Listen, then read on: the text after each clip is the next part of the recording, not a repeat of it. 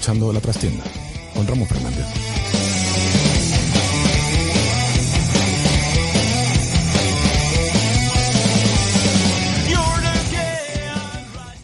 Bienvenidos a La Trastienda del Androide. Hoy tenemos un nuevo programa dedicado a los cómics. Un programa muy especial porque tenemos invitados especiales. Antes de presentarlos, vamos a presentar a toda la patulea habitual que ha venido a acompañarnos hoy. Empezamos por Carlos Alberto, bienvenido. Hola, muy buenas e invidentes noches. Vosotros no le podéis ver, pero se ha operado recientemente de la vista para quitarse las gafas y ahora mismo parece cíclope, que es muy apropiado para este podcast. Sí, además está muy bien. Yo me quería operar para ser Brad Pitt, pero me han operado para el tema de los ojos. Tenemos a un viejo conocido, contador de leyendas urbanas también, especialista en pantalones, Jonathan Ellingir. ¿Qué tal? Bienvenido. Buenas noches. Me han dicho que eres recreacionista histórico. Yo hago de todo. Eres increíble. Edu, nuestro verdadero y único especialista en cómics. ¿Qué tal? Buenas noches, pero vamos, que eso es todo completamente mentira. Yo solo soy un aficionado más. Hombre, has traído guión, ya es más de lo que podemos decir de otros como José, el vieja escuela. Hola, buenas. No he traído guión, pero es que no lo veo necesario. Si vale, total, la historia ya está escrita. Te veo fuertísimo. Rafa. Mira, me voy a empezar quejando, Ramón. Porque no puede ser que yo te hago humor cuando quieras, pero unos días me sientas en esta mesa con un tío que tiene miedo a los cangrejos, o con un tío que te habla de videojuegos de meal, y otro día me sientas con historiadores, con profesores y con expertos en cómics, así que... El verdadero humor, Rufián, se hace en todos los ámbitos de la vida. La tragedia y la comedia son lo mismo, Rafa. Perfecto, bueno, a ver qué tal se me da. Y tenemos a Santi, el artista, el que odia todo, el amante de los años 80. Muchas gracias, Ramón, por invitarme. Hoy el médico me ha recetado Valium o bien cómic histórico. Digo, bueno, hay un podcast de cómic histórico. Digo, bueno, no me recete Valium, voy a cómic histórico y dormiré muy bien. Bueno, ya has hecho el spoiler. Efectivamente, hoy vamos a hablar de cómics históricos. No cómics históricos en el sentido de que sean viejos, sino basados en la historia. Para ello hemos invitado a dos personas especialistas en historia, porque son historiadores. El primero de ellos es David Fernández. Muy buenas noches, un placer estar aquí con vosotros. Además de historiador, profesor de niños jóvenes a los que intentas transmitirle la pasión por la historia. Efectivamente, también intentar transmitir esa pasión por la historia y que conozcan un poquito nuestro pasado. Ser profesor es una de esas profesiones que nunca están suficientemente valoradas. Otro profesor e historiador, Carlos Peinado, que además de todo eso, en sus ratos libres se dedica a hacer guiones de cómic y hoy nos va a hablar de todo ese proceso. Bienvenido, Carlos. Muchas gracias por invitarme, buenas noches, y yo he traído muchas copias del mismo guión. Sí, nos viene a hablar de su cómic Bailén 1808, publicado por Cascaborra, y bueno, vamos a tratar un poquito de este tema. Y dibujado por Kepa de Orbe, Kepa que de si Orbe. no me mata. Muy bien, muy bien. Así que dar las gracias a nuestro técnico Javier López, que a veces le saludamos, a veces no, según si me acuerdo o no. Y mientras suena de fondo Podcast to Myself de Bridges to Nowhere, comenzamos.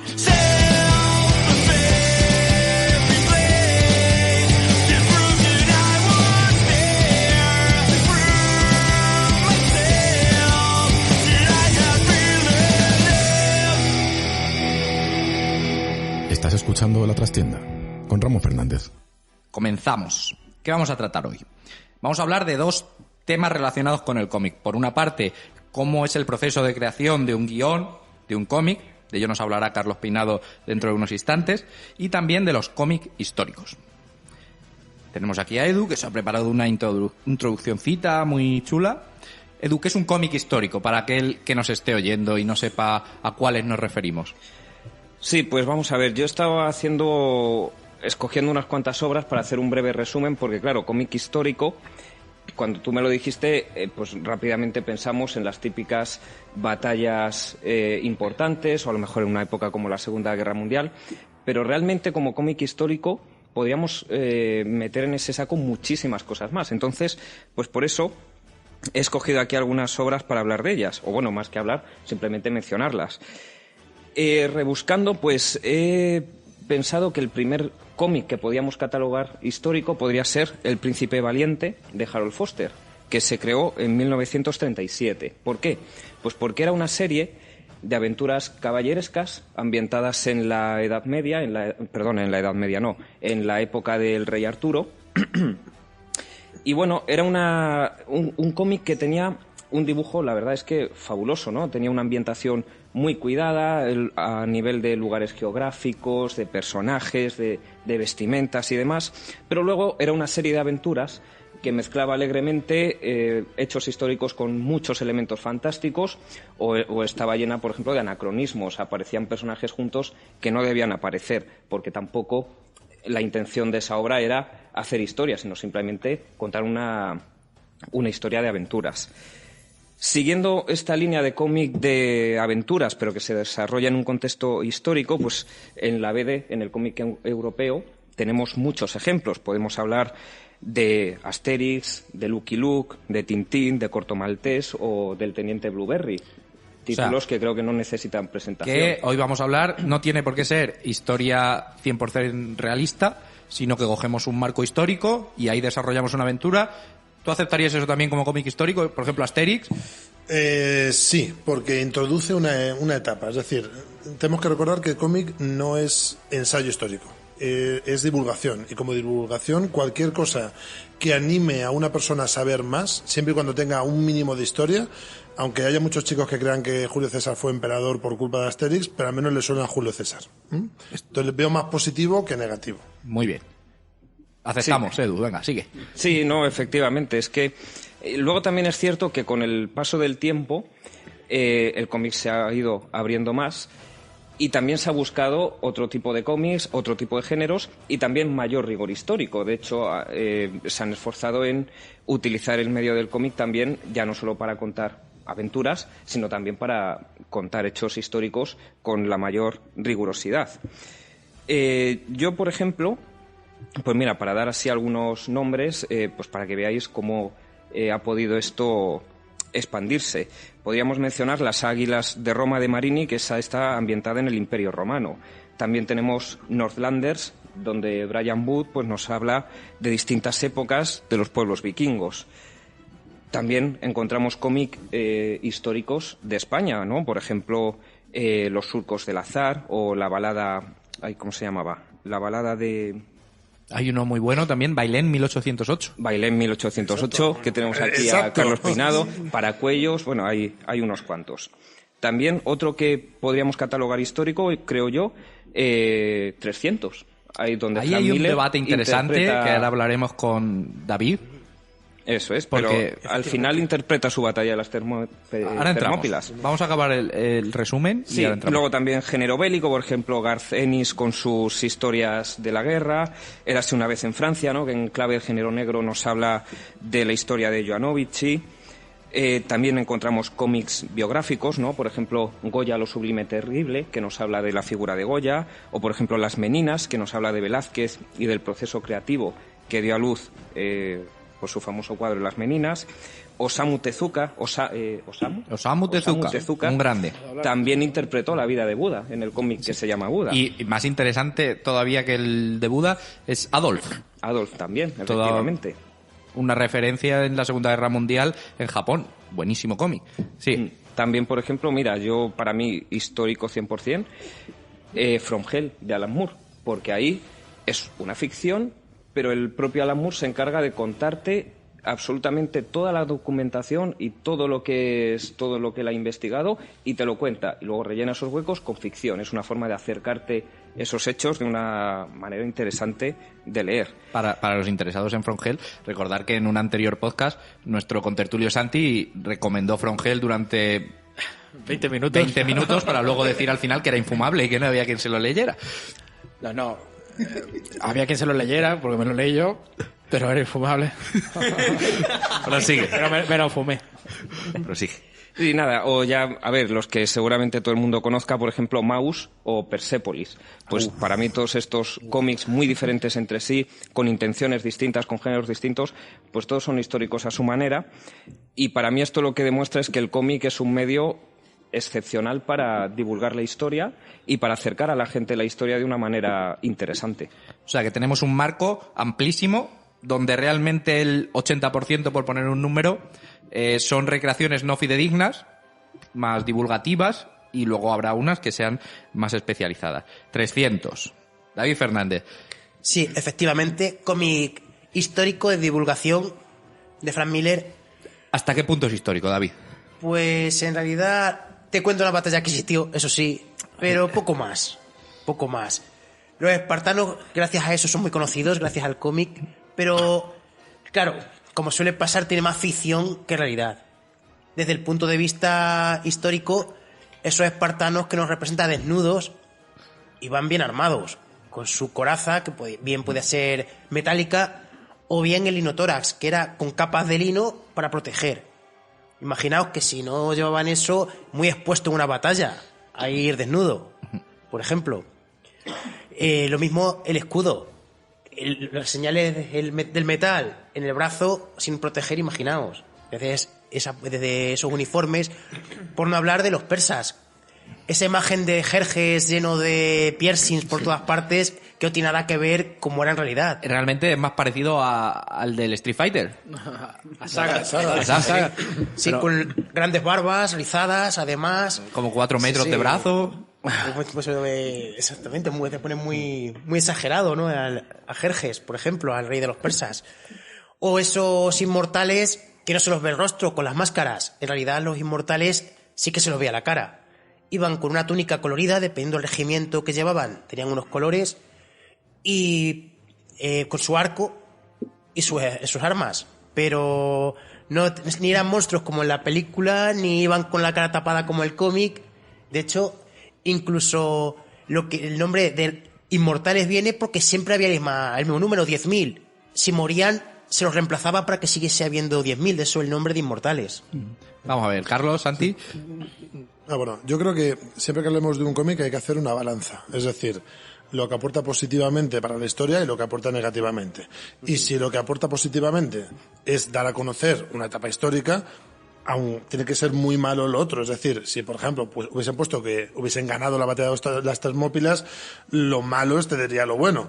Pero aunque haya mucha ficción histórica y mucha libertad histórica, habría mucha gente que no sabría quiénes son los espartanos de no ser por 300. Entonces yo lo veo como algo positivo en la divulgación. Porque luego la gente lo busca y dice, pues no era exactamente así, pero ya les has metido ahí el gusanillo. Estoy de acuerdo contigo. Santiago, seguro que no. Los aspectos supongo que cambian mucho, pero yo quería saber si realmente el último gesto de Leónidas de romperle los piercing de la lanzada, esa última, es cierto o no. Evidentemente es una licencia que toma Frank Miller para que haya una, digamos, ¿no? Una pequeña, como el orgullo, ¿no? Espartano, que diga, aquí estamos nosotros, ¿no?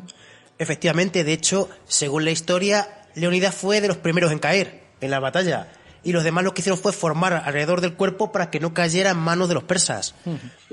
Luego, en cuanto a Jerjes, parece ser que sí fue herido durante la batalla, que a lo mejor en eso se ha basado Frank Miller para poner la escena de la lanza que se arroja, porque en un momento de la batalla es herido.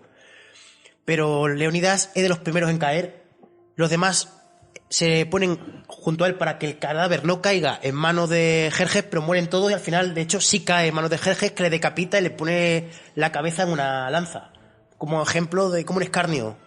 Carlos, ¿te gustó 300 o qué? No, como película de acción está bien y además las tomas esas a cámara lenta y demás son espectaculares y la estética toma muchas cosas del cómic que tiene sus cosas buenas. Yo es que soy pro-ateniense y los espartanos no me gustan absolutamente nada. Entonces, asaltacunas. A mí me pasa lo mismo.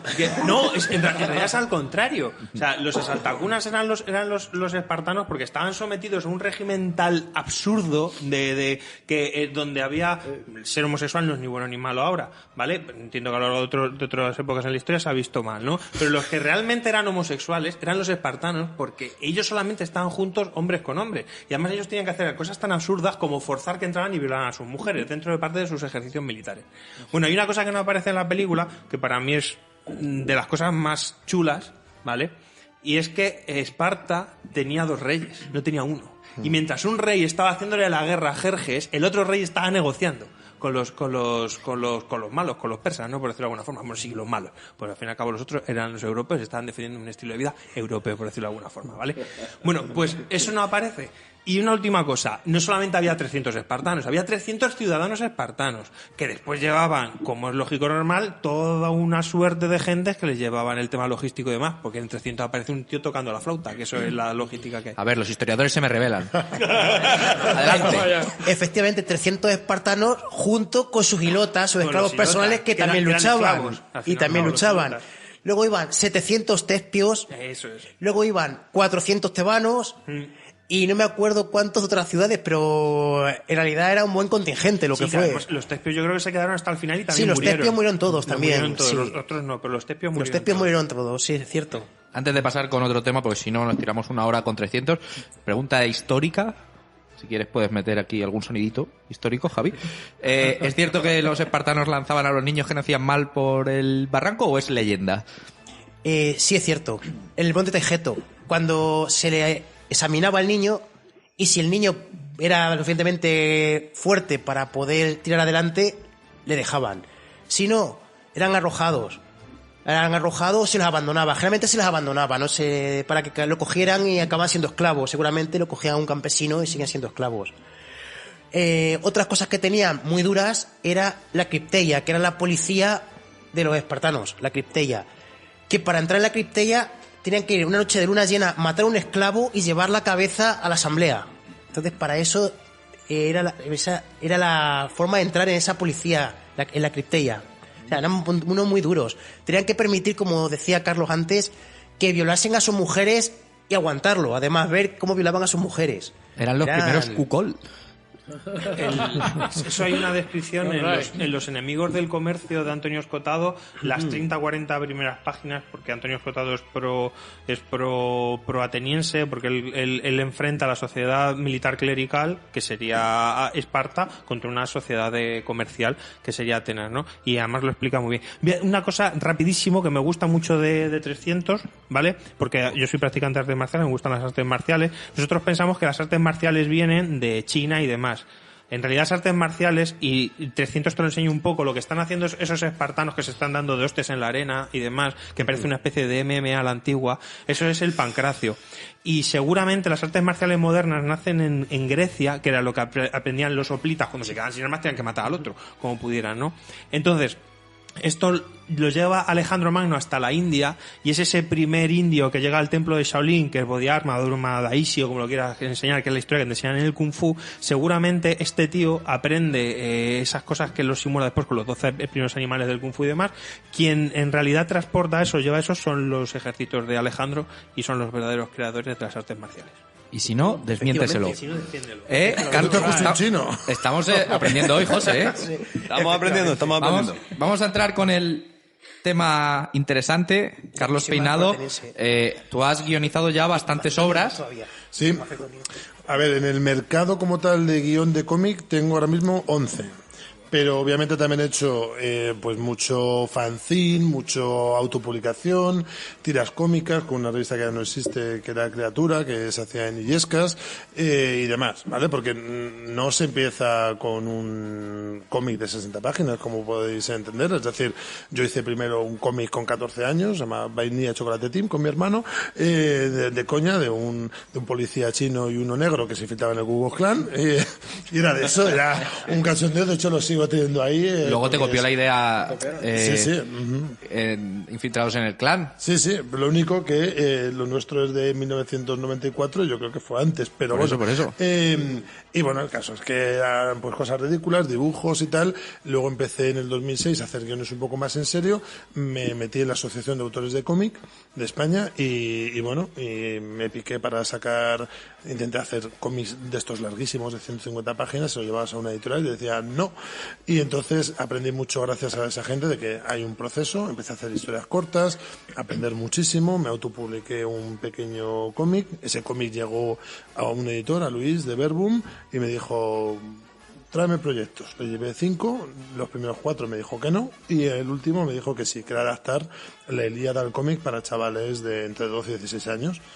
Y bueno, y con Verbum tengo 10, aunque hay más en camino.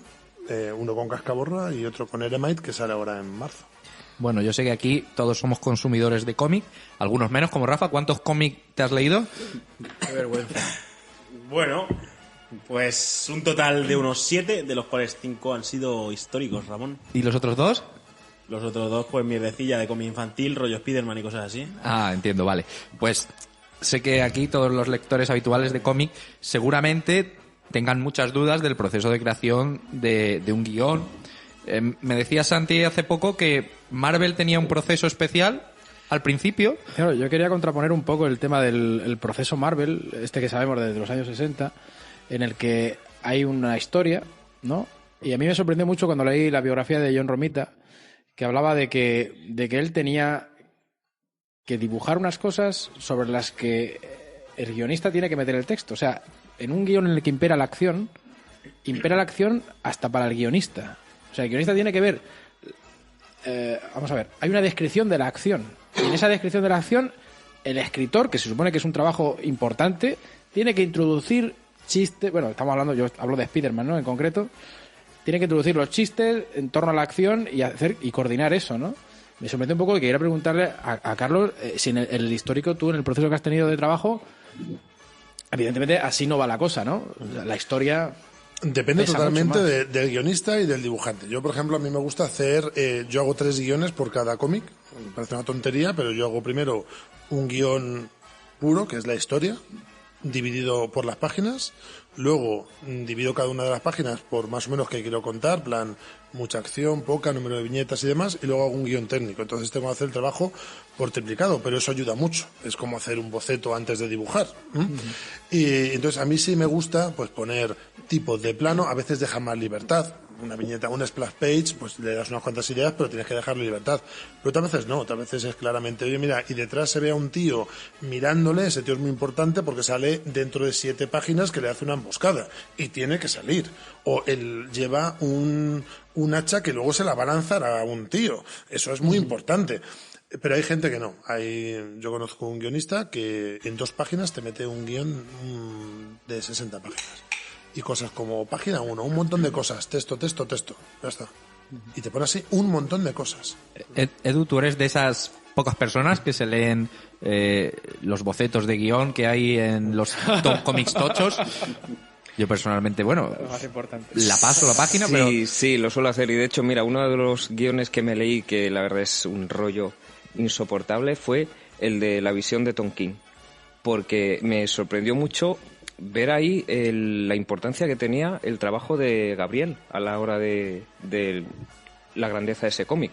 Porque había frases de Tom King que literalmente eran una página, la visión entra por la puerta, todo muy banal. Y ahí ya Gabriel soltaba su arte y convertía eso en algo interesante. Pero la verdad que a mí lo que escribía Tom King me dejaba asombrado. ¿Tú eres así, Carlos, o le das más facilidades al dibujante? De hecho, precisamente por eso siempre me dicen, hombre, es que tú tardas mucho en hacer un guión. Y digo, sí. Yo a lo mejor tardo un par de meses en hacerte un guión trabajando 6-7 horas diarias en hacer un guión. Entonces, claro, normalmente tardo mucho en hacer los guiones porque me gusta informarme, me gusta poner referencias visuales, a veces pongo tipos de planos, tipos de tal, muchas cosas, muchos detalles, posibilidades, 3 o 4 opciones. Mira, de fondo podías poner esto. Pero Carlos, al final tú acotas mucho el trabajo del dibujante, o sea, le pones los raíles ahí para decir, de aquí no te sales, porque o sea, tu curro es tu curro, al final, tú eres autor. Sí, no claro. Solo guionista. Es que si no, eres un tío que haces diálogos, un dialoguista. Y entonces, ¿para qué te necesita un dibujante? Hay dibujantes que, sin embargo, quieren que solamente le pongas el texto y 4 ideas. Y eso también lo respeto, y he trabajado con algunos así. Tenemos pregunta Rufián. Yo sé que hay una pregunta Pregunta que... seria, Ramón, Pregunta seria. Ah, perdón. Pregunta seria. No, venía a decir que la gente, como yo, menosprecia mucho el cómic, pero sí que es verdad que tú como guionista, lo primero que tienes que tener una cultura de literatura tremenda, pero ya no solo de literatura, sino que el cómic en sí comparte mucho con el cine, por ejemplo. De hecho, el cine Muchísimo. en un guión comparte el storyboard, que es lo que se transmite a las cámaras para que sepan lo que tienen que hacer. Es todo muy semejante. Tienes que tener un bagaje cinematográfico bastante... Sí. De hecho, hace 2 Expo Comics, bueno, Heroes Comic Con ahora se llama, hicimos una reunión con Alma y era guionistas de cómic versus guionistas de cine, y tenían que ser unos que hubiesen cogido de una película y haber hecho un cómic, en este caso era Corto Maltés, y otros que habían cogido un personaje de cómic y lo habían convertido en película, que era Anacleto. Y tuvimos a los 4 y luego 2 guionistas en medio haciendo de preguntadores / entrevistadores, y también metíamos baza, y la verdad es que fue un éxito brutal. Se nos hizo la hora, se me hizo más corta, y la gente lo disfrutó mucho porque era gente muy profesional y lo pasamos muy bien. Jonathan Ellinghir, antes de pasar aquí con Carlos, tú que eres dibujante incipiente, ¿nunca te ha picado la curiosidad de pintar un cómic? Pues la verdad que no. ¿No te llama? No, y de hecho yo ahora que estoy sumergiéndome en el mundo de la ilustración, cada vez lo tengo más claro que es complicado. Y además, yo de hecho, si en un futuro dependiese de mí, seguramente fuese colorista, más que dibujante. O sea, meter el color. Es un trabajo muchas veces poco remunerado, tanto en el sentido económico como en el sentido de reconocimiento, porque la gente se piensa que eso se crea en 2 días. Porque sí que es cierto, lo hemos hablado en otros podcasts, los cómics se leen rápido. No es un libro de 500 páginas, se leen rápido y se piensa la gente que se escriben igual de rápido, pero esto lleva un trabajo de ¿cuánto? ¿Cuánto tardas en un guión?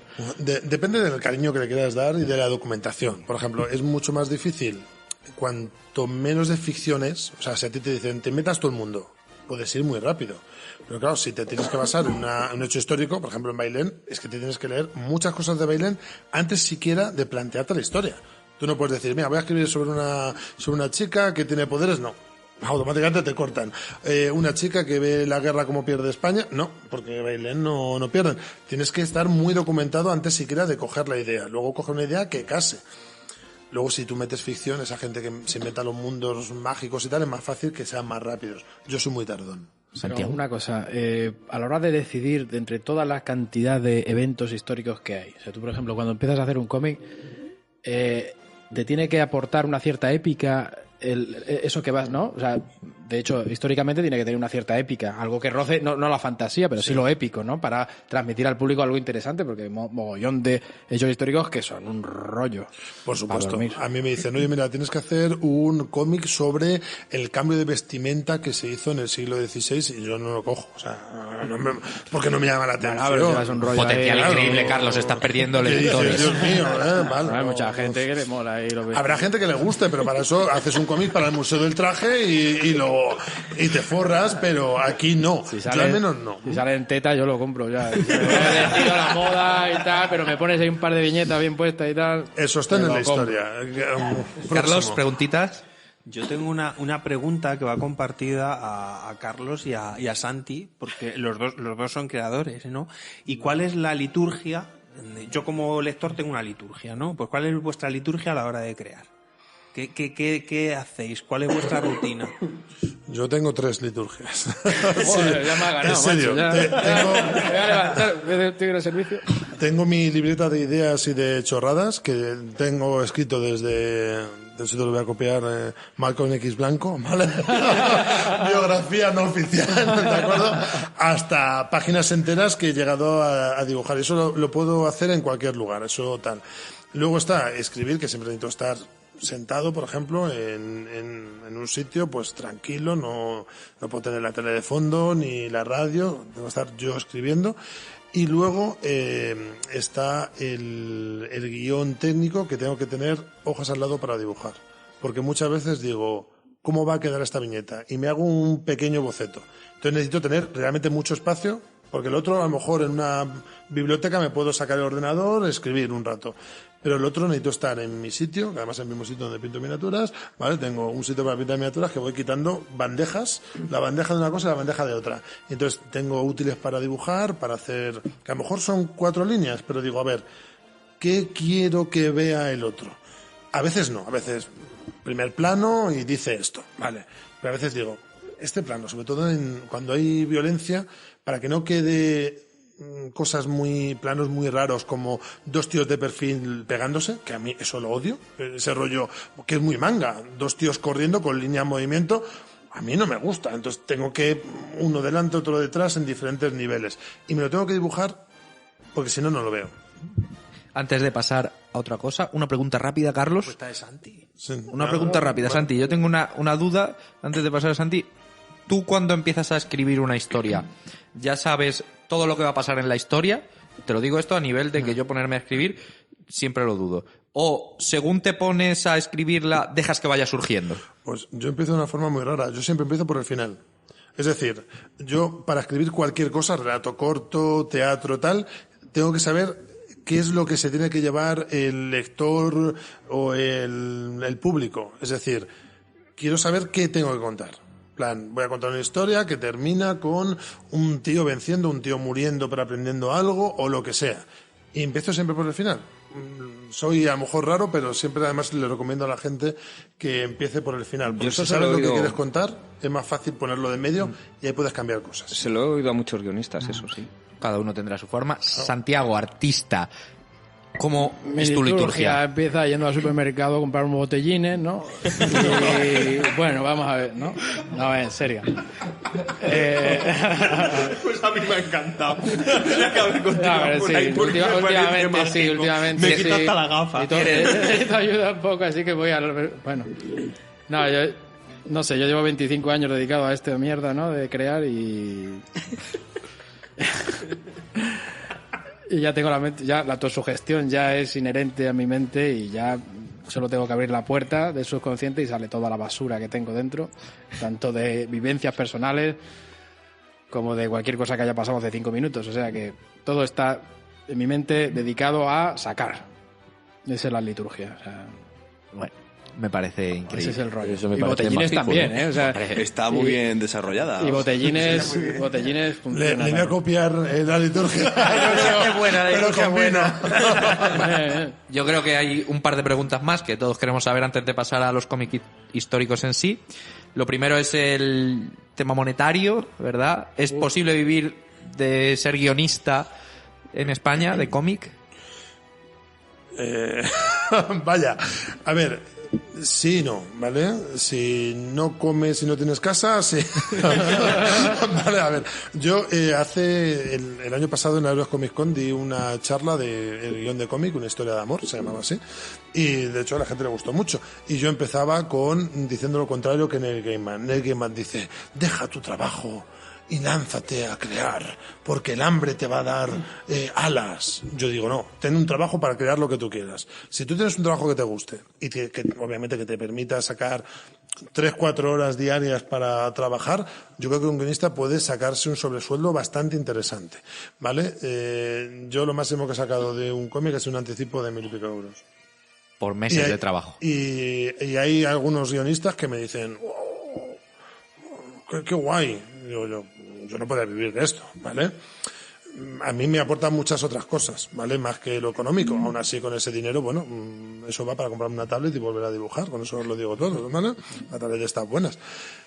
Pero a mí me gustaría vivir de esto. También es cierto que yo conozco muchos guionistas que lo intentan y al final terminan viviendo de su pareja, ¿vale? Y eso es muy triste, ¿eh? Y te dicen que son guionistas profesionales y sabes lo que le pagan porque trabajas para las mismas editoriales y dices, tú no metes ni 400 euros al mes.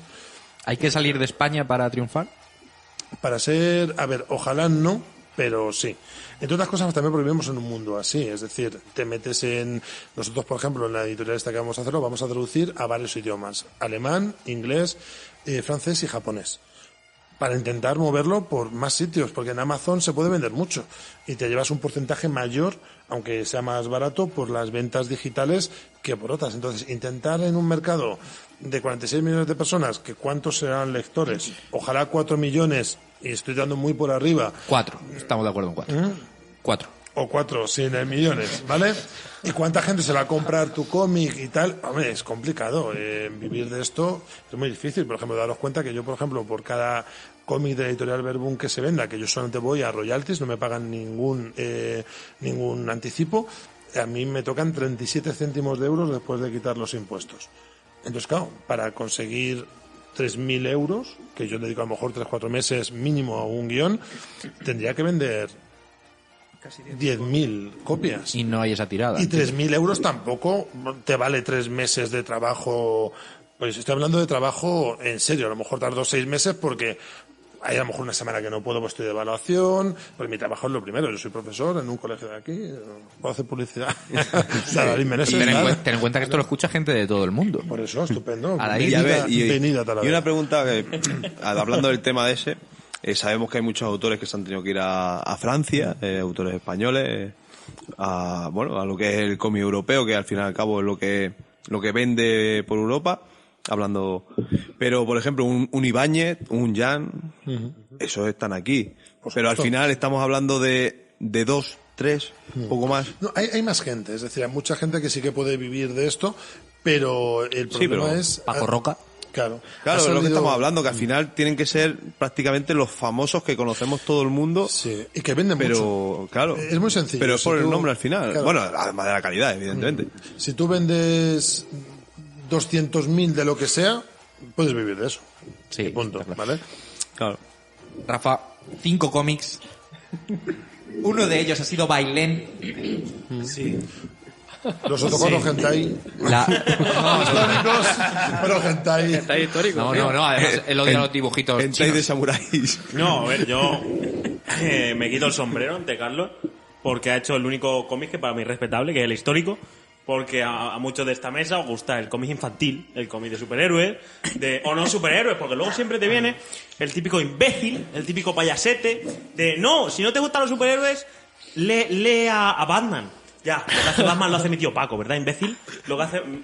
Entonces, muy respetable, porque además lo has dicho antes de... Incluso con Asterix o Obelix, los chicos que lo han leído, los jóvenes, aprenden... Bueno, por lo menos ya se llevan lo que es esa parte de la Galia, que no está invadida por Julio César, que... Pero eso, ya eso es mentira, Rufián. O sea, César, y Superman volando en calzoncillos no es mentira, ¿verdad? No, macho, pero es más pecado, es más pecado que César digan que no, yo consiguió una pequeña aldea, pero César se folló toda la Galia, macho. Vaya. Bueno, no se follaron a Superman. A que te acabas de enterar con sus ahora. calzoncillitos. y luego le tienes como un superhombre que va por ahí. Mira, a mí con Superman no me pillas, macho. Yo Superman es Y que me ahora, parece una basura. tienes a Greta Thunberg haciendo de hija de Vercingetorix en Asterix y Obelix. El único nueva, cómic de verdad, Asterix y tío, Obelix sí. que nunca me compraré. ¿Cuál es la duda esa que te surgió, Ah, Rufián? sí, claro, porque yo en su día tuve un debate con mi hermano, lector de cómic infantil. Entre otras cosas. Claro, yo he escuchado mucho eso de... Buah, a mí me gusta mucho el Batman, yo qué sé, pues de Miller, por ejemplo. Ya no sé más. A mí me gusta mucho el Batman de tal. Es como que se forman 1000 Batman. Es súper absurdo. Y está bien visto. Me gustaría saber si, por ejemplo, en el histórico se hiciese esa absurdez de, bueno, pues a mí me gusta el Lepanto de no sé quién, de Pepito Flores, porque la Liga Santa son Doraemon rosas y me gusta mucho más, está mucho más guay. Esa tontería que se hace en el cómic infantil. Lo hay. Por ejemplo, si ves, antes que hemos hablado de 300, por ejemplo, si ves Morcinder, presenta una versión de 300 muy diferente, con sus hilotas sacando a los heridos a rastas y demás. Y pasa lo mismo, hay Odiseas e Ilíadas con gente con superpoderes, no los dioses del Olimpo, no, o con un Ulises que es una mujer con superpoderes que lucha en África, y tú dices... ¿Esto qué es? Me dijeron que decían, vamos a hacer una Ilíada en el que solamente luchan mujeres. Y digo, bueno, pero será un universo alternativo. No. En la Grecia clásica, digo yo, ostras, pero en serio, que de hecho salen mujeres en la Ilíada, pues salen en la Ilíada no, en la historia las amazonas salen. Pero Carlos, eso es un flaco favor, eso es un flaco favor al didactismo para la gente joven. O sea, que haya cómic, o sea, la fantasía. Mira, ahí voy a romper una lanza en favor a mi... A mí no me gusta, lo digo. Pero ese exceso de fantasía, si realmente el cómic histórico intenta llevar un poco de didactismo a la gente joven, eso les putea. Es que a mí no me gusta. Una cosa es una pequeña licencia y otra es decir, bueno, vamos a coger y vamos a hacer un cómic, por ejemplo. Ahora mismo están haciendo muchos cómics de la prehistoria, donde hay un reparto equitativo del trabajo, donde hay respeto al medio ambiente. Digo, vamos a ver. ¿Lo está haciendo Netflix? Supongo. Digo, vamos a ver, que quemaban bosques enteros para cazar animales. Y comían y maltrataban seguramente entre ellos y tal. O sea, que poner a la gente todos ahí es un poco raro. Como nota, a nivel un poco antropológico, la forma de evitar la endogamia era atacar otra tribu y arrastrar a las señoras. Sí, efectivamente. Es una cosa muy, muy del siglo XXI. Pues no estoy de acuerdo con vosotros porque yo solo me puedo imaginar un cómic de la Guerra Civil donde Keipo de Llano estuviese ahí con superpoderes y Millán Astray, por ejemplo, fuese Cíclope, que se quitaba el ojo. Lo hay. En Carmona y Milletas están sacando superhéroes en la guerra civil. Sí, es cierto. Es que no tengo trabajado el cómic español. Monjas, está curioso, monjas con uñas luchando a favor de la República. Con uñas, tío, como está curioso, Wolverine, está tío. muy bien, o sea, es muy llamativo, con uñas de estas tipo Lobezno, cortando tanques, es muy llamativo. Bueno, la verdad es que es que el concepto a mí me gusta mucho, pero claro, cuando ves cosas como que hace una monja matando legionarios en Belchite, o sea, es un poco raro, pero me gusta, la idea es curiosa cuando menos. Última pregunta, Rufián, antes del corte. Eso os quería preguntar a vosotros dos como historiadores, cuando veis, por ejemplo, ya no cómics, sino series, etcétera, que se toman esas licencias para hacer lo que ellos... A vosotros como historiadores que conocéis la historia de verdad, ¿no os chirría un poco? ¿Lo veis y no os gusta? ¿No? Lo chirría bastante, muchas veces, sí. Sí, sobre todo porque algunas veces, como dice, hace un flaco favor cuando quiere dar a conocer alguna cosa. Porque te cambian de sexo en la Ilíada y te has cargado la Ilíada. O sea, te vale que me puedan poner alguna licencia, pero tanto ya es... Esa divulgación ya pasa a que la gente se piense que todo es falso. Claro, puedes cambiar alguna cosa, pero si cambias cosas brutales... Estoy pensando en la película de Troya, que cogen a Menelao y le matan, y tú dices, pero que no muere Menelao. Efectivamente, te cargas la tremendo. mitología. Claro, es como cargártelo, lo tiramos todo. Además que la gente se lo ha creído, que es lo peor, que dice, es que Menelao muere. No, Menelao Hombre, no muere. La verdad es que la gente con no ese- para de comentarlo. Con ese... Todos lo sabemos. con ese nombre, tío, que tiene que morir por cojones, ¿no?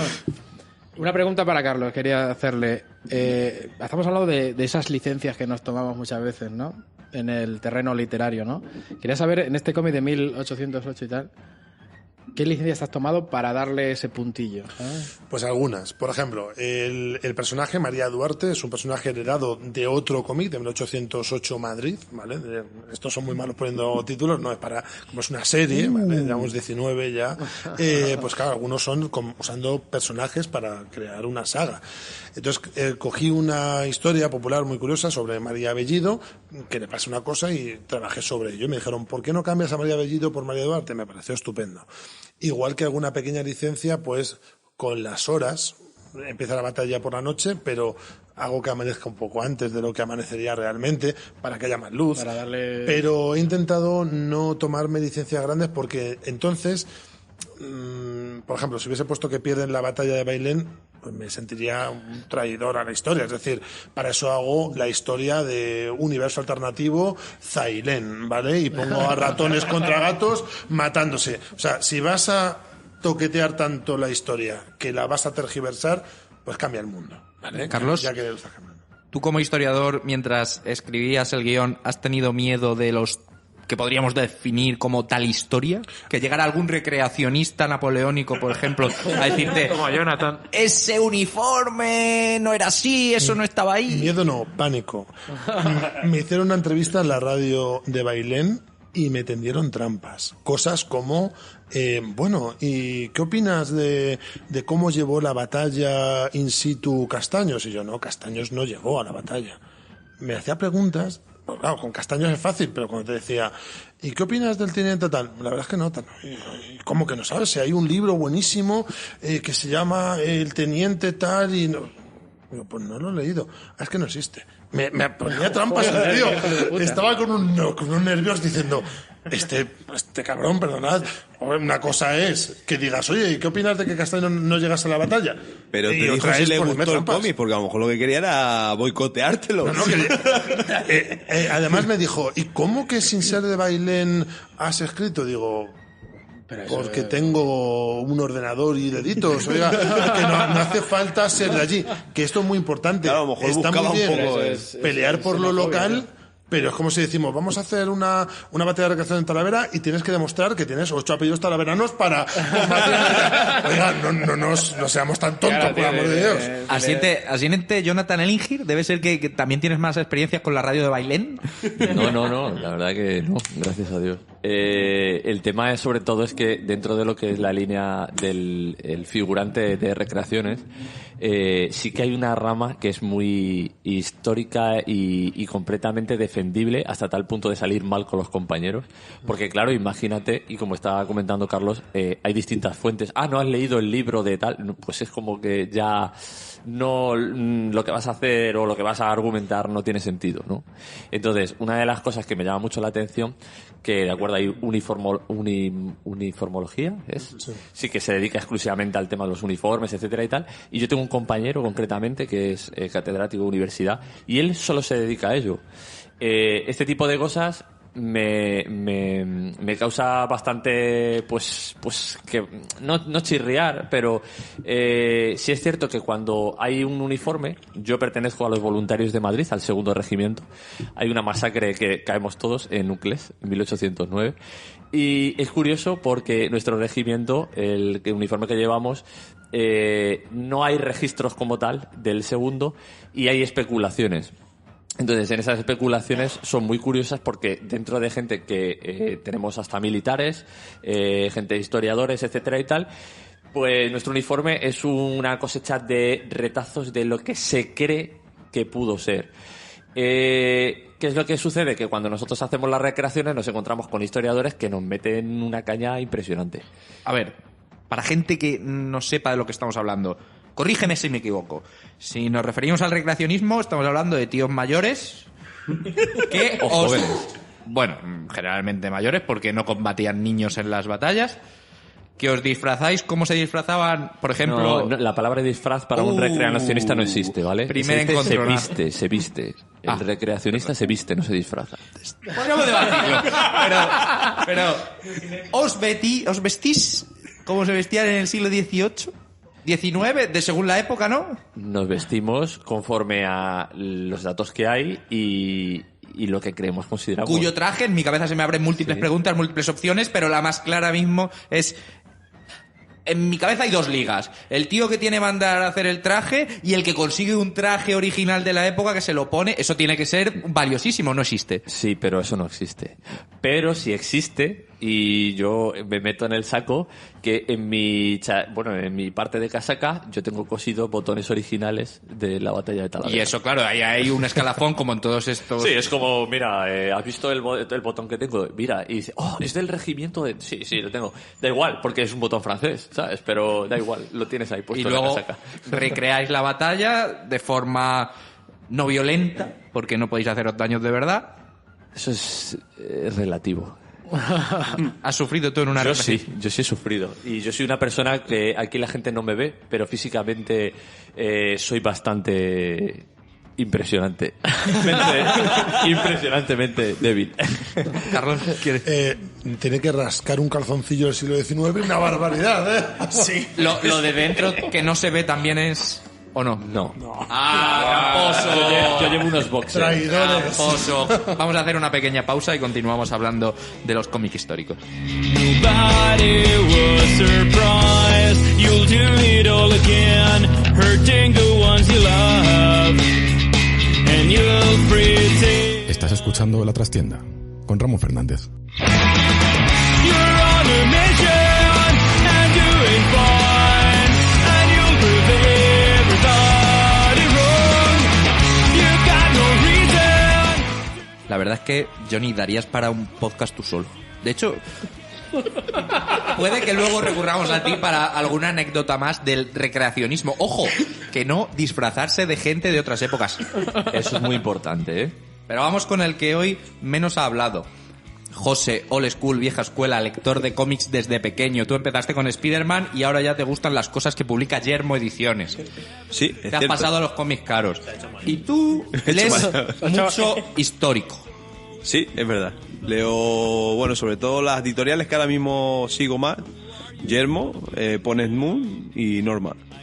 Son los grandes baluartes del cómic histórico en España.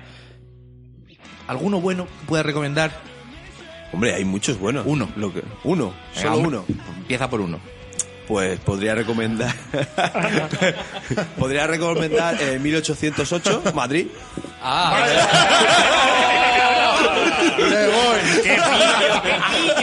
Bueno, y bailar también. Están unidos. Hay muchos cómics. A mí la verdad es que me gustan bastantes. Podría recomendar, por ejemplo... Joder, no te ha leído ni uno, José, tío. Podría recomendar El piloto de Del West. Eso de ya he Norma. hablado de él. Es de aviones. La verdad es que no sé. Tengo que reconocer que empecé con los cómics de aviones y me parecen que son muy bonitos visualmente y bueno, pues si encima el guionista se lo ocurra, pues... El del Barón Rojo no lo has leído, ¿no? El del Barón Rojo no lo he leído, no. En ese momento tuve que elegir porque fui a Madrid a una Comic Con, que ahora se llaman Comic Con, las de Madrid, y elegí entre el Astrolabio de Uranio y estaba el Barón Rojo, que era del mismo autor, y cogí el Astrolabio. Pero José, eso te lo recetó el médico porque te hacía falta dormir. Dijo el Valium. Pero también tienes la opción de cómic histórico. No, el cómic histórico, vamos a ver, puedes hacer un cómic histórico recreando o basándose un poco en lo que es el personaje histórico. Por ejemplo, podemos hablar de lo que, como comentaba antes, las reinas de sangre, que se basan un poco en lo que son el personaje femenino, buscando un poco lo que es la leyenda negra de ese personaje y buscando también, además del rigor histórico, pero buscando también un poco lo que es la leyenda de ese personaje, y yo he leído varios que son brutales. Por ejemplo, en este caso puedo recomendar muchísimo, y además que me parece el mejorcito de los que he leído, que es la loba Isabel, la loba de Francia. Me parece bueno, y con el dibujo de Calderón, me parece brutal. Un español que ha tenido que irse a Francia a triunfar. Y ha triunfado como la Coca-Cola. ¿Lo habéis leído, historiadores? Sí, yo tengo la enorme suerte de que Calderón es de la asociación y me he reunido con él en su estudio, que es brutal. Ir al estudio de Calderón, que está en Barcelona, y además es un tío majísimo y currante, comiendo, y el tío haciendo unas dedicatorias que ya me gustaría para mí. Es que dibuja... No para de trabajar. Dibuja de escándalo. Tiene una capacidad de trabajo brutal. Sí, dibuja de escándalo. Y bueno, además de Isabel la loba de Francia, también recomendaría a lo mejor el de Cleopatra, también me parece que está muy bien. Luego los de Leonor, pero bueno, hay varios por ahí. Esos, digamos que estamos hablando de cómics que se basan un poco en el personaje histórico. Luego está ya basarte un poco en lo que es el contexto histórico, buscando un personaje de ficción y meterle dentro de un contexto histórico. ¿De cuál podemos hablar? Pues el que te he dicho del piloto de Del West. Eso se basa en la Segunda Guerra Mundial, pero los que son los personajes no son, digamos, los verdaderos. ¿Qué te puede gustar más? A mí la verdad es que me gusta mucho meter un contexto histórico, y como por ejemplo Asterio Belli, que te meten un poco lo que es la historia, pero te meten unos personajes de ficción. ¿Por qué? Porque yo creo que ahí puede jugar más el autor con la libertad de inventarse algo, aunque luego ocurra, ¿sabes? Si el personaje está metido en la batalla de Azincourt, sabes que si es francés la va a pasar muy mal. O sea, pero digamos que tienes más libertad para jugar con ese personaje, con lo que haga a través de la historia. Bueno, Santi, ¿para ti es un Valium el cómic histórico? Joder. Piénsalo, ahora me lo dices. José, tú iniciaste en esta tienda en la que grabamos una corriente hablándonos de que iban a sacar una serie de cómics basados. Me estabas esperando. Solo el título ya sonaba bien. Se llamaba Grandes Batallas Navales. Bueno, esto el primer cómic estaba basado en la batalla de Trafalgar, si no recuerdo mal, sí, ¿no? Sí. Estábamos, además, me acuerdo que dijimos, Trafalgar, una batalla con participación española, igual que Bailén y todo eso. Dijimos, esto va a ser la polla. Yo me voy a comprar este de Trafalgar, de Lepanto y todos los que salgan. Y... No, déjame. Carlos cayó en la trampa. ¿Qué pasó? Pasó pues que... No, que lo cuente. Esta te la tengo guardada. Vamos a ver, si alguien pero quiere... Pero tenemos guardada a los de Norma. No, te la tengo guardada a ti, que me engañaste tú.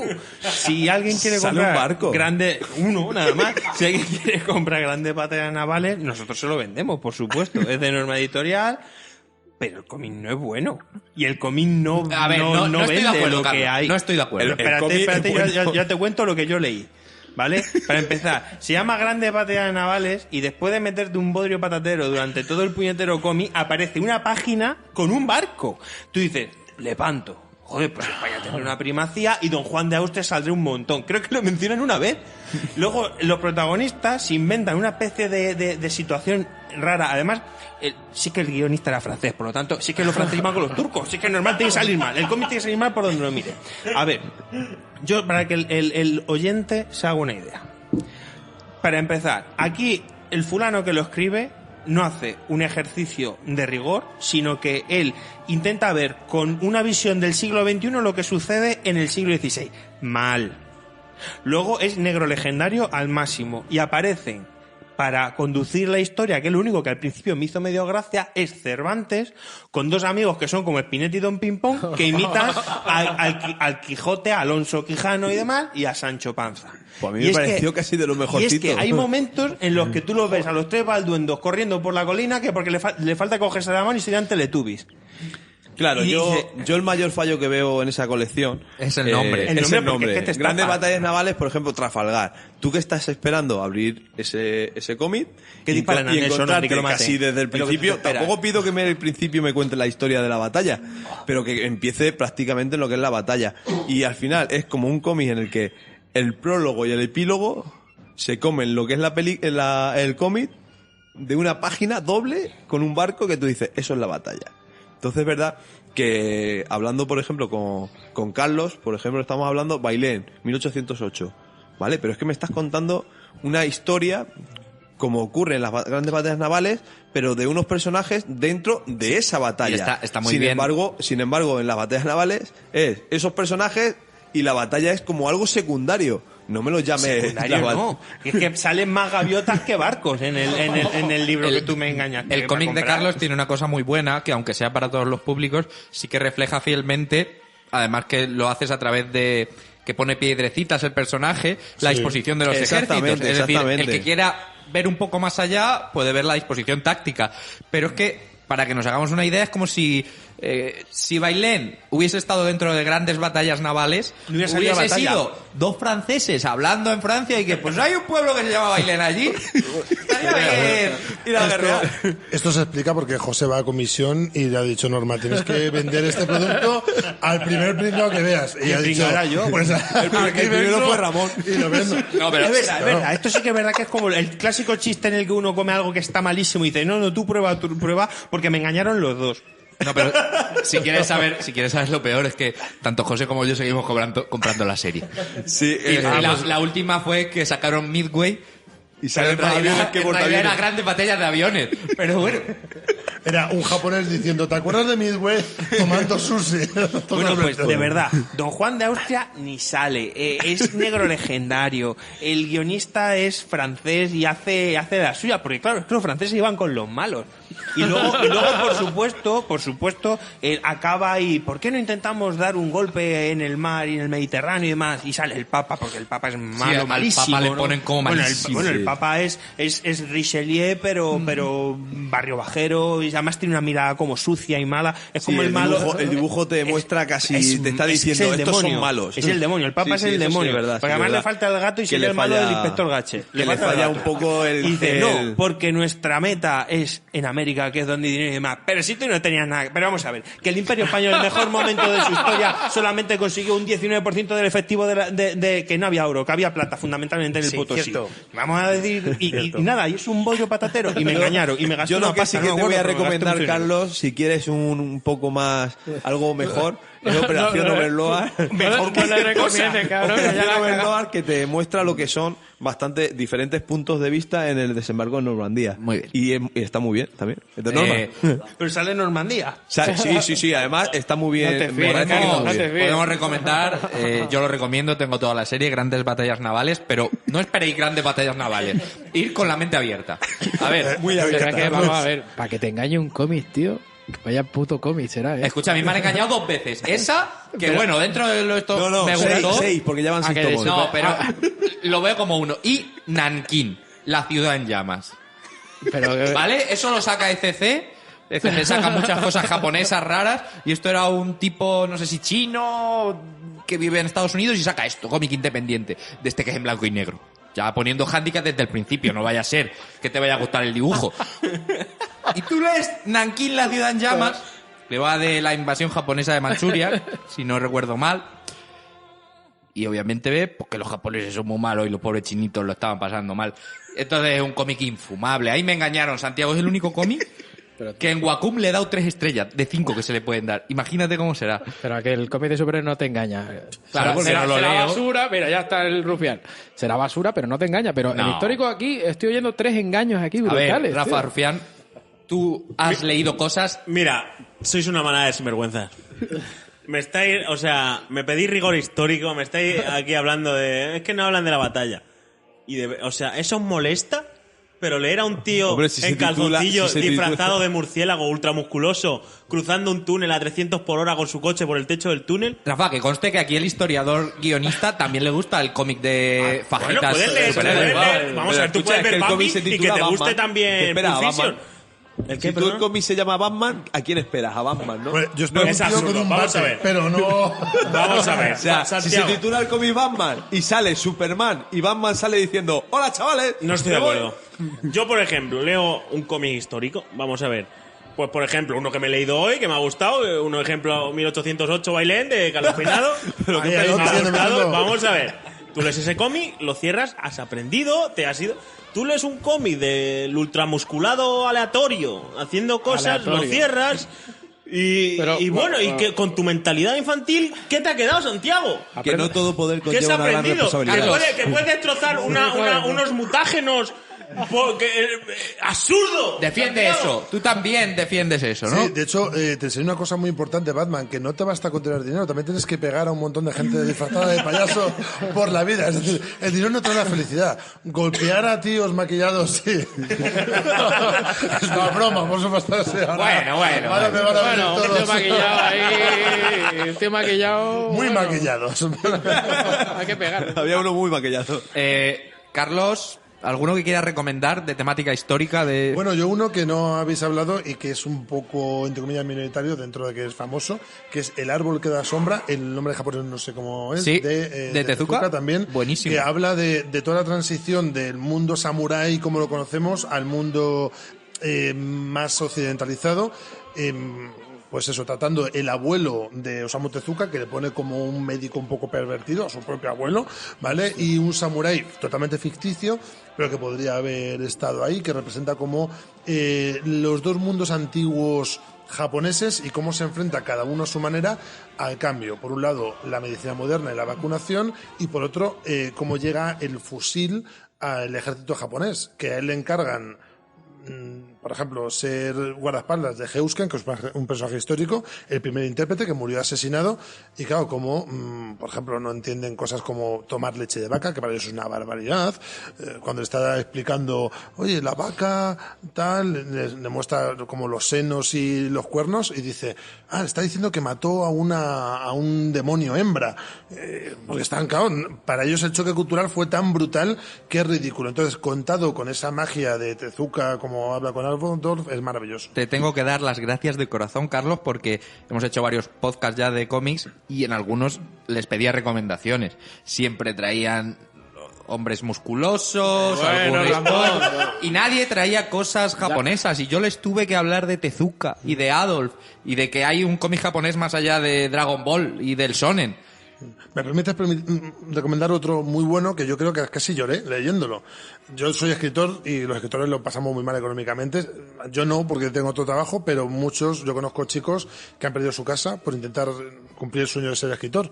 Y hay una serie de cómics 7 de Gino Taniguchi que se llama La época de Botchan, que es triste, porque trata de los escritores que intentaban los meter en la cárcel por ser socialistas, o aunque tenían dinero tenían problemas de salud, y son personajes históricos todos, y son tragedia tras tragedia. Es un poco duro, sobre todo si eres escritor, pero son historias muy íntimas de por ejemplo, el que escribió Yo el gato, que siempre tiene un nombre que siempre se me olvida, Soseki creo que es, sí, y es me gustó mucho, me tocó.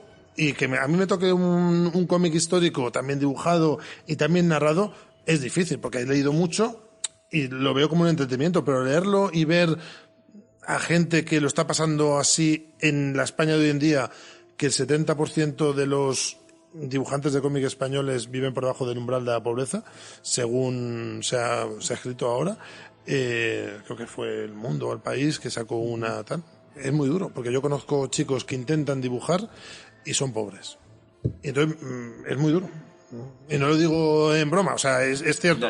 Luego puedo bromear con eso. Yo tengo un amigo que también es fotógrafo e intenta ser dibujante, y yo siempre digo, pues mira, escoge o tener hijos o seguir dibujando cómics, porque él vive de hacer fotos, ¿vale? Sobre todo, y saca el dinero de allí, y yo sé que perdió una casa, me había dado una hipoteca, tal, la poca tal, y me siento identificado con eso.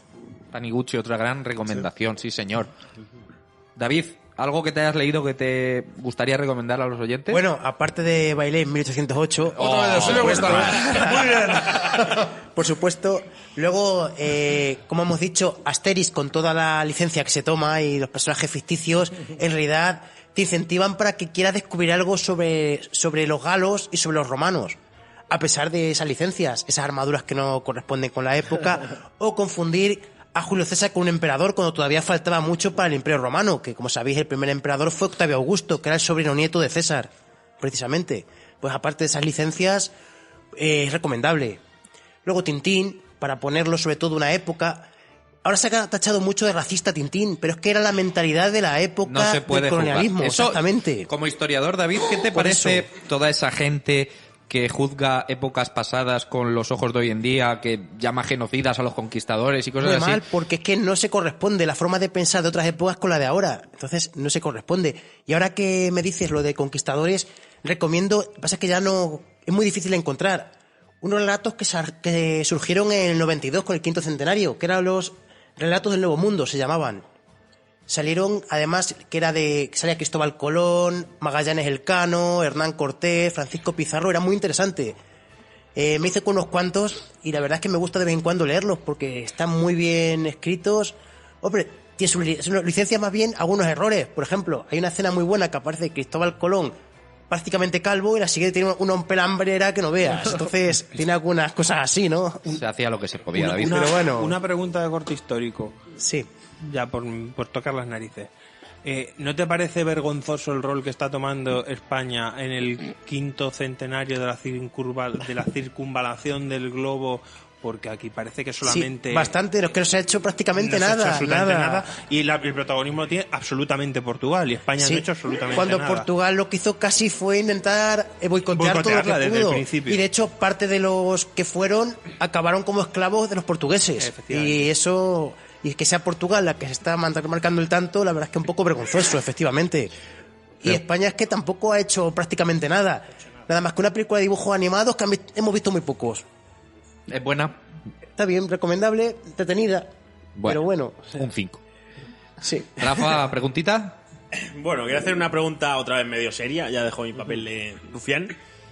Vosotros como historiadores, que algo lo que he escuchado sobre vosotros es lo que tengo entendido, estáis acostumbrados a una literatura muy densa, libros... Me gustaría saber, en vuestros dos casos, qué es lo que os lleva al interés de pasar del libro denso, no pasar, sino también interesados por el cómic. ¿Qué es eso de... no sé, qué interés os produce el cómic de repente? ¿Cómo lo descubrís? Pues, primeramente, al ver que es más fácil de leer que un libro denso. Entonces, si es más fácil de leerlo para mí, también lo va a ser para los demás. Y sobre todo para personas, chavales jóvenes, que van a descubrir a esos personajes de una manera representada, no leyéndolo y vete a saber lo que te imaginas, sino ya lo ves representado y ya te interesas por el personaje o por la historia. Entonces, esa es una de las cosas. Yo por mi parte creo que tanto nuestra generación como la que viene ahora somos muy visuales, es decir, aunque a mí me encanta la lectura, yo, a ver, tampoco leo mucho, pero mis 40 libros al año sí que intento leerme y lo disfruto mucho, pero también reconozco que me gusta mucho el cómic, me gusta los vídeos de YouTube, cualquier cosa que me entre por los ojos también me parece muy atractiva. Y los chavales de hoy en día, creo yo, que la mayoría son así. Entonces, si tú intentas que lean algo muy denso, tienes que haberles enganchado con el tema. Es decir, cuando a un niño le gusta un tema, por ejemplo, un chaval que juega el rol, por ejemplo, le das 20 libros de la Dragonlance y se los bebe en un fin de semana. Pero un chico que no le guste el tema, ya le puedes dar 5 páginas que para él es una tortura. Es decir, es una especie de preludio. El primer escalón de una gran escalera es algo visual. Y si puede ser un póster, mejor. Y si puede ser un vídeo de 2 minutos de YouTube, también mejor. O un cómic o algo así. Y luego ya ese niño dirá, oye, ostras, cómo mola este rollo. Ostras, que hay un montón de películas de poner los duelistas y los chavales, si se las ponen la primera vez, no les gusta. Si has trabajado, le has puesto 4 imágenes, les has leído un fragmento de de Pérez Reverte, que es sobre el águila, que es un graciosísimo, de unos españoles huyendo del ejército de Napoleón y tal, buenísimo, sí. le metes cosas así, les pones los duelistas y flipan. Pero tienes que haberlos preparado un poco antes, creo yo. Jonathan Ellinger, ¿quieres contribuir? Yo estoy un poco alucinado porque es muy interesante ver que vosotros sois profesores de historia, que tenéis una empatía bastante desarrollada conforme a los alumnos. Entonces, si a mí en su momento me llega a pillar un profesor como vosotros, pues quizá hubiera cambiado muchas cosas o muchos conceptos de lo que yo tenía de la historia. Yo encima venía de un colegio privado, no voy a decir qué colegio, Fernando Rojas.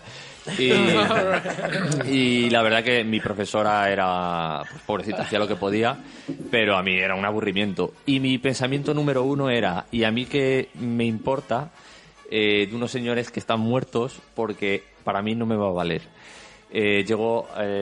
Hago el salto al instituto. En el instituto pues me doy con un profesor de historia, don Santiago, en el Gabriel Alonso Herrera, y cambia mi percepción completa de la historia, de tal modo de que, sin yo saberlo, empiezo en bachillerato a interesarme por un montón de libros, un montón de historia. Ahí aparece la época napoleónica, que es donde yo ya desarrollo una predilección casi innata por dentro de las etapas de la historia. Y entonces, pues me da, o sea, por un lado me siento muy afortunado de poder ver que hay profesores como vosotros que divulgáis, que intentáis enseñar, que intentáis crear, que intentáis dar medios, como en este caso un cómic, para que la gente lo pueda leer. Como decías, que efectivamente es fácil, se llega, o sea, todos son plus. Yo lo veo todo positivo, no Sí, lo que veo negativo. es cierto que ha habido un cambio generacional.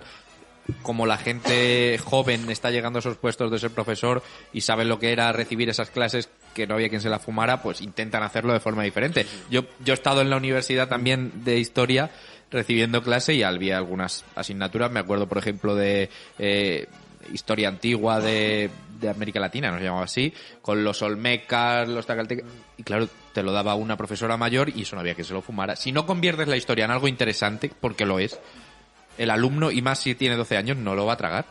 Entonces eso es parte de vuestra responsabilidad también, ¿no? Sí. Luego depende. Yo tuve un profesor en primaria, don Arsenio, en el Cristóbal Colón, que a mí me encantó. Yo ahora estoy de profesor en el Adalid Meneses, y habrá chavales que no les guste. Yo me acuerdo de un chico que ahora es policía, que vino y era el tío que odiaba más la historia del mundo, pero el que más la odiaba. Le castigábamos a veces por las tardes, pues se comportaba muy mal, y yo le enseñaba a hacer comentado de texto, y siempre decía, es que no tiene sentido tal.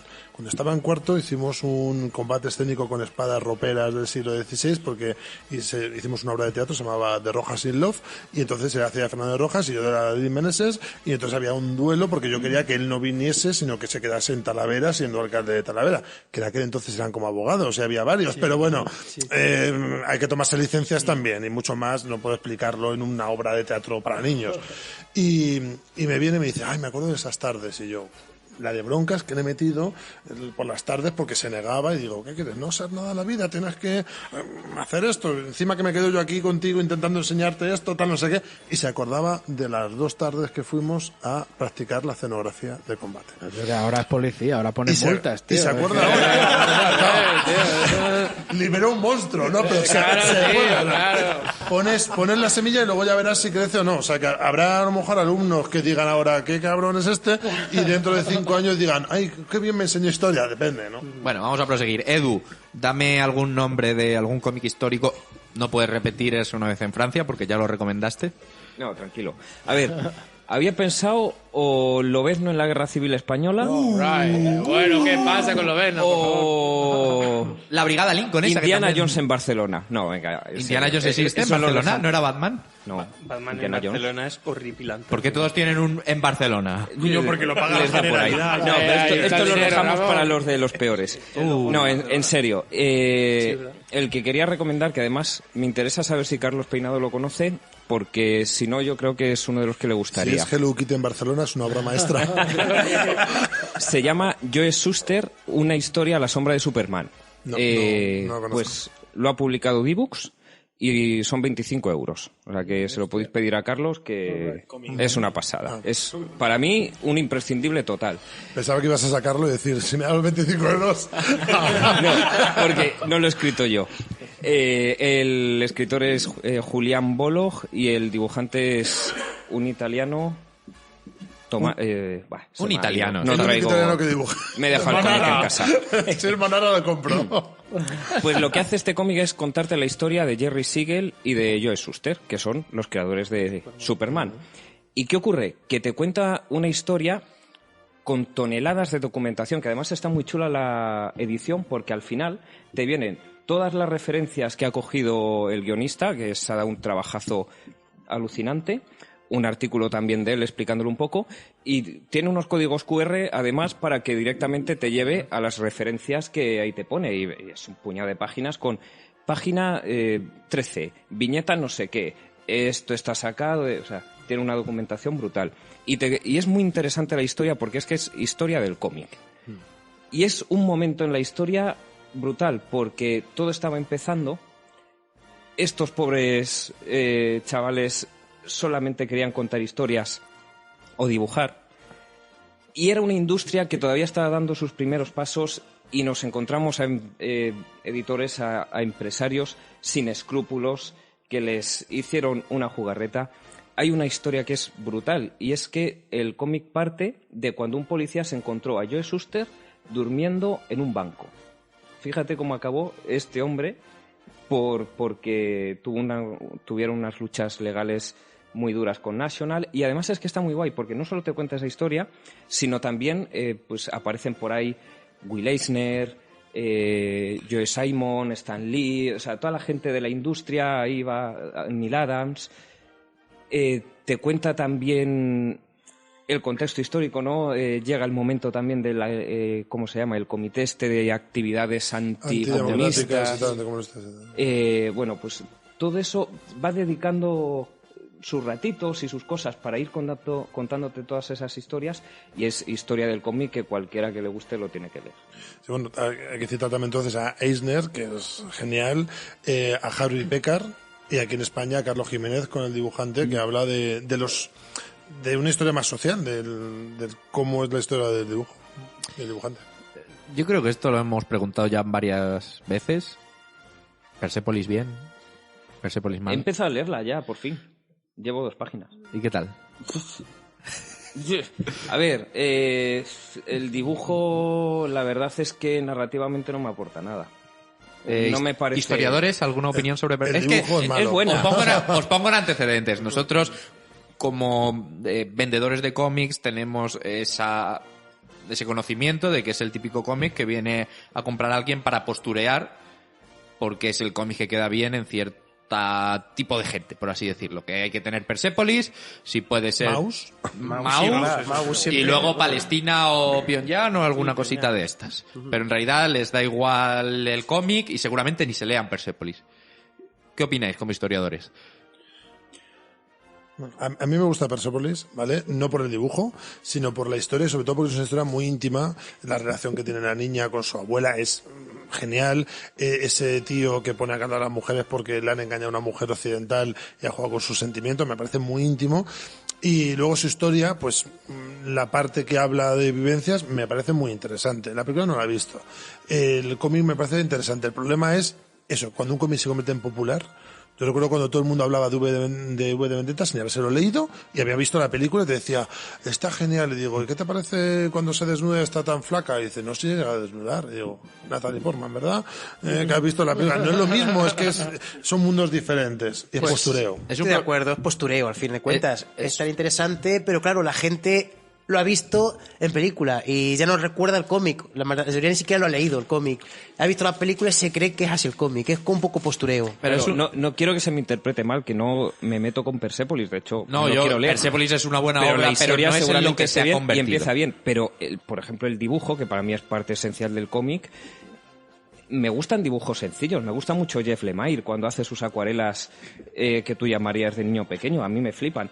Pero en el caso de Persepolis, la verdad es que es un dibujo soso. Sí.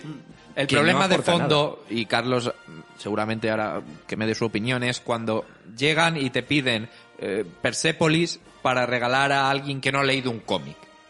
Seguramente, Carlos, esa persona diga los cómics son una mierda, porque no es un cómic de introducción al mundo del cómic, ¿ok?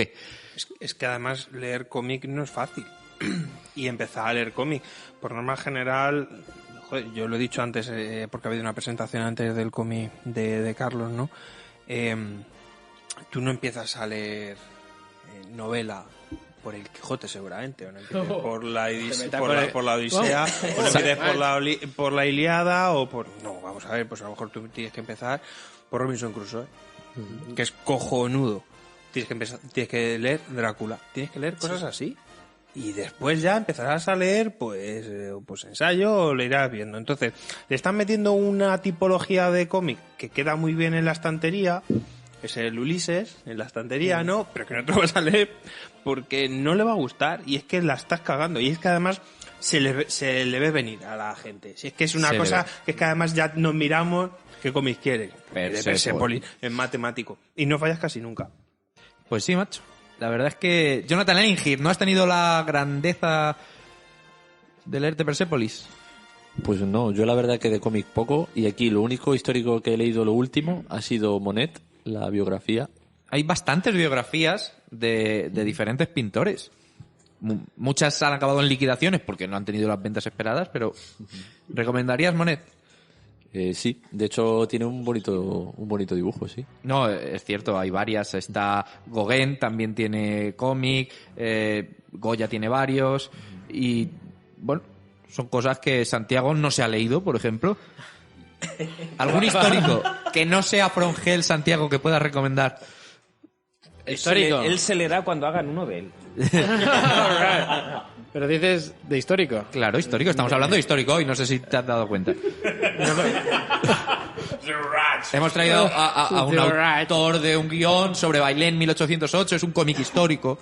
Claro, yo puedo estar haciendo una analogía. Yo me estoy leyendo a la actualidad, me estoy leyendo El Conde de Montecristo, que se supone que es ficticio totalmente, pero está totalmente introducido, no sé si con calzador, pero está introducido brutalmente en la historia de Francia, en un contexto. Me encanta. Muy buena la obra. Y no sé, ¿hay cómic adaptado a eso? Porque es brutal. Seguramente incluso manga puede haber. Sí, lo que pasa es que el manga no me ha tenido que convencer. En Verbum estamos preparando una, lo que pasa es que hay que tomarlo en serio y el dibujante tiene que ser magnífico, porque si no yo me niego. Y gordote, más gordote. Más gordote, porque el problema de Verbum es que te dicen, mételo en 60 páginas y tienes que meterlo ya sea el Quijote o sea el Patito Feo. O sea, y dices, pero el Patito Feo son 24 páginas. Estamos nombrando el Quijote muy libertinamente en este podcast y yo quiero... Para los invitados nuevos, Santi, tenemos que explicar que desde... se hizo un podcast del Señor de los Anillos, en el cual hubo una dura batalla más grande que el abismo de Helm.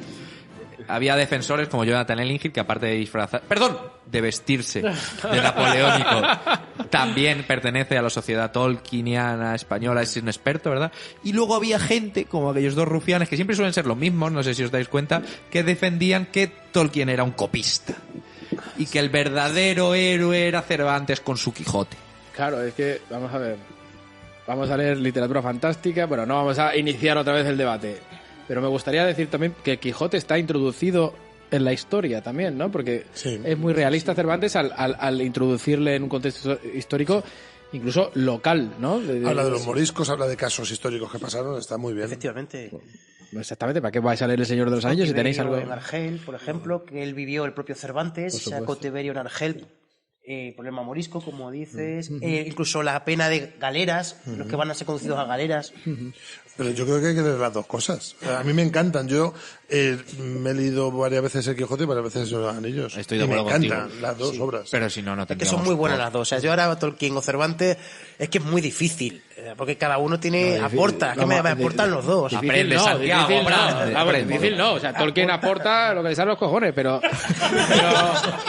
Cervantes aporta... O sea, introduce un concepto de locura, no sé si en aquella época estaba catalogado el tipo de locura que tenía Don Quijote, pero sí que supo darle un aspecto dentro de un contexto histórico de una persona totalmente, o sea, eso el Tolkien, no me jodáis, no tiene nada que ver, o sea, no le llega. No, aquí también aporta, como tú lleves de locura, digo, si tú llevas un anillo y lo tiras a un volcán, vamos, mi anillo me suelta Pero un eso boceto en mi mujer es- que me deja tonto. Pero eso es fantasía de fumar hierba, tío. No sé, si soy, eso, vamos a ver. no sé si soy el único que se está dando cuenta de que te he hecho una pregunta y como no te has leído ningún cómic histórico, estás hablando del Quijote. Hombre, ¿Puedes dar algún...? A mí me parece una vergüenza que te estés riendo de ti, como hizo Cervantes. Riéndose de A los ver. caballeros. el único cómic... Bueno, en realidad no era del Cid. Era de Amadís de es- Gaula. Claro, sí te iba a decir. Y de Tirante Blanco. Aún así lo salva, cuando están quemando, alguno lo salva, alguno de esos en concreto lo salva. Y que todos los quema, sin duda. Sí, es verdad. Incluso hay un momento que habla de dos personajes históricos que salvan sus vidas, que son del Gran Capitán y de...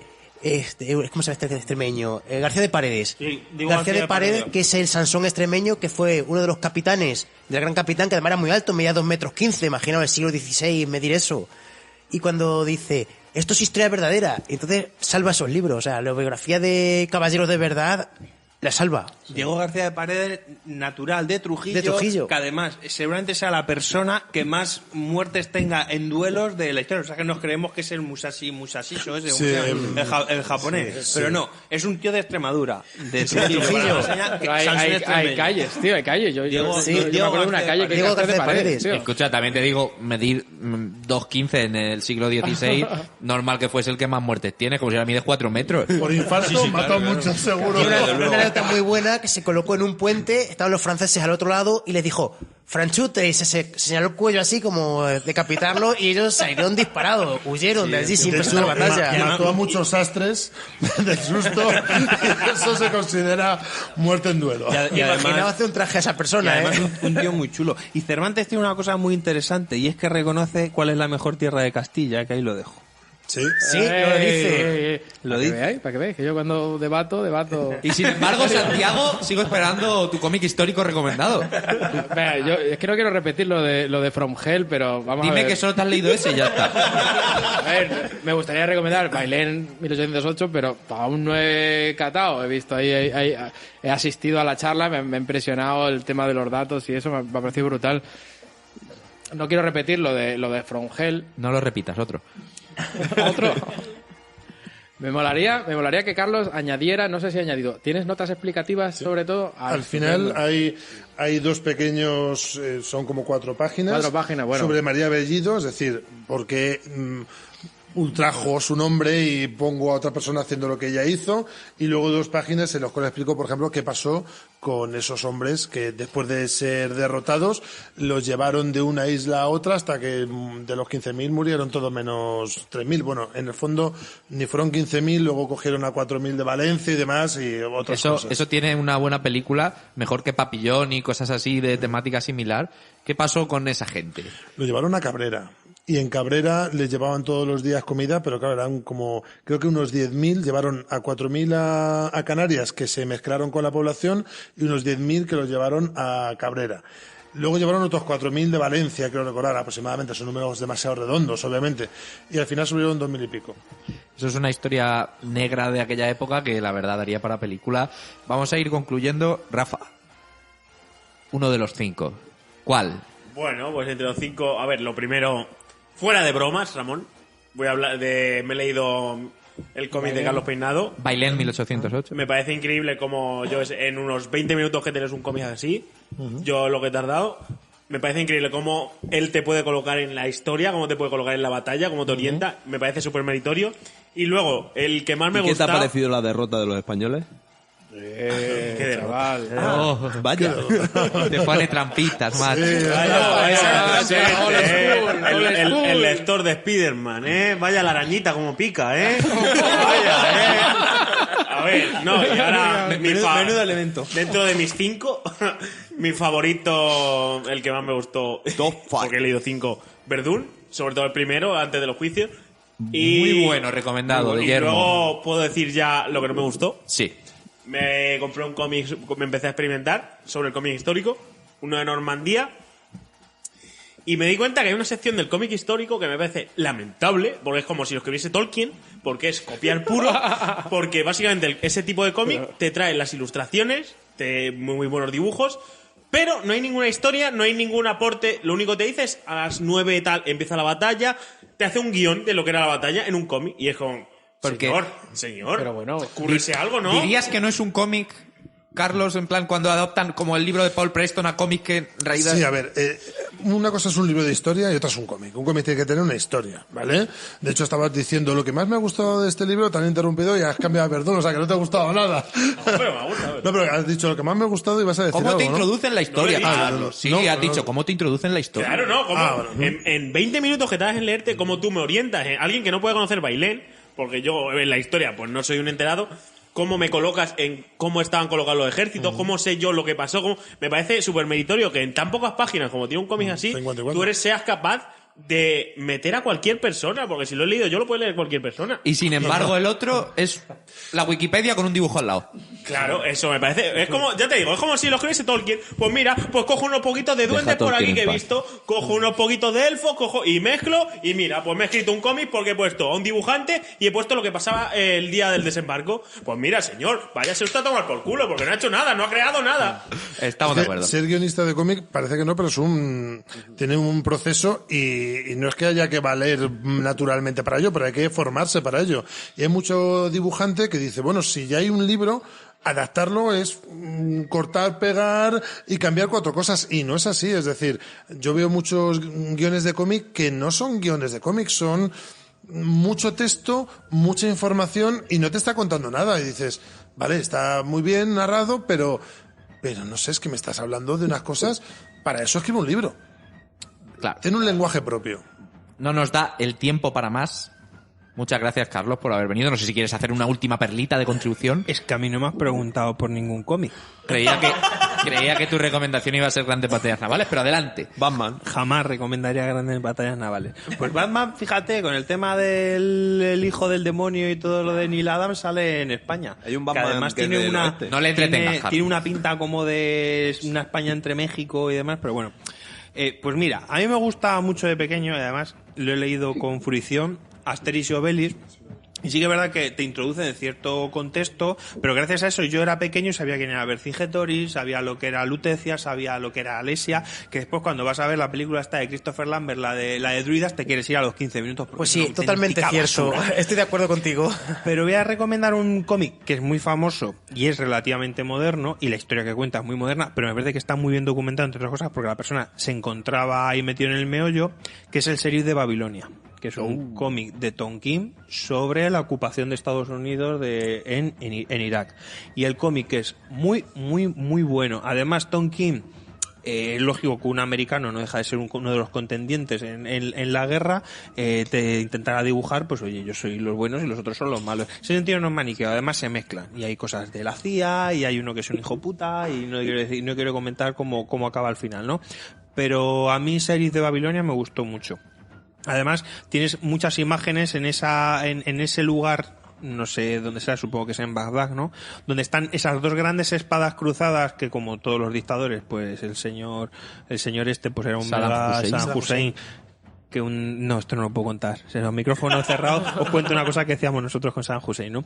Pero que entonces tú tienes las dos espadas cruzadas y ahí hay un asesinato y demás. Bueno, muy chulo. La verdad es que Sheriff de Babilonia me gustó. Tonkin, además, número 1 ahora mismo en guionista, seguramente. Sí, te gana una pasta. Muchas gracias, Y Carlos. se lleva muchos premios. Jonathan Ellingir, gracias por venir. Un placer Nada. tenerte. Ha sido un placer también poder estar aquí con dos historiadores, que en este caso espero leer la batalla de Bailén. He empezado bien porque nada más ojear y abrir la página he visto y digo, uy, si está aquí un uniforme que yo conozco, que le tengo yo personalmente. El El uniforme. Voluntario de Madrid, efectivamente, Sí, sí, se ve muy efectivamente, bien. cuando lo he visto lo he reconocido. Gran recreacionista. Gracias de verdad por el trabajo que hacéis. Gracias, Edu, por tu presencia. Nada, hombre, a vosotros un placer. Ha sido un programa muy interesante. José, gracias por haber venido. Nada, muchas gracias. Rafa, gracias. Un honor rufianear con artistas, historiadores, expertos, músicos. Y espero volver. Santiago Almazán, gracias de nuevo. Al final no me he dormido, macho. Al final el Valium ahí me ha mantenido despierto ahí. Muy preguntón en este programa, muy bien. Bueno, David, gracias. Espero que te haya Muchas gustado la gracias, experiencia. un placer estar aquí. Muchas gracias. Te tendremos como historiador de referencia para futuros programas. Pues muchas gracias, ha sido un placer. Y muchas gracias, Carlos. Por lo menos aquí ya has vendido unos cuantos bailenes. Muchísimas gracias por invitarme. Quería estar en la trastienda y por fin lo he conseguido. Otro sueño más a tachar de la lista. Nada, suscribiros, dar me gusta y compartirlo con vuestros amigos. Nos vemos en el próximo programa.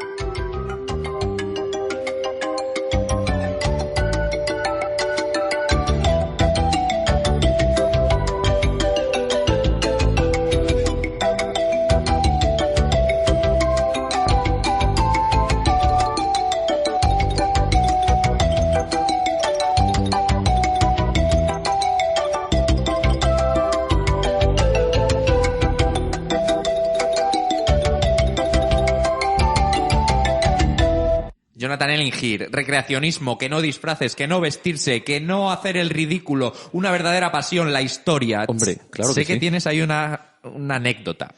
Pues mira, mi primera recreación en la que yo me estrené fue en la Albuera, un sitio espléndido, se come muy bien. Y el tema es lo siguiente, yo como fusilero inexperto, pues recibí órdenes de tirar calle abajo. ¿Y cuál fue la sorpresa? Que íbamos un pelotón formado de aproximadamente unos 12 fusileros. Vemos a nuestro cabo que nos dice que hay que tirar calle abajo. Calle abajo, pues de momento pintaba bastante bien, hasta que de repente vemos a dos franceses exploradores que, viendo nuestra peculiar forma de bajar, pues dan la voz de alarma y de repente al unísono ven un cañón, una batería francesa que se coloca en mitad de la calle justo pues para nosotros bajar. De repente hay un replique en el que un compañero, esto está prohibido, ¿vale? Porque no lo tomamos muy en serio, no se puede replicar a los oficiales. Y un replique de, señor, por nuestra salud mejor no bajar.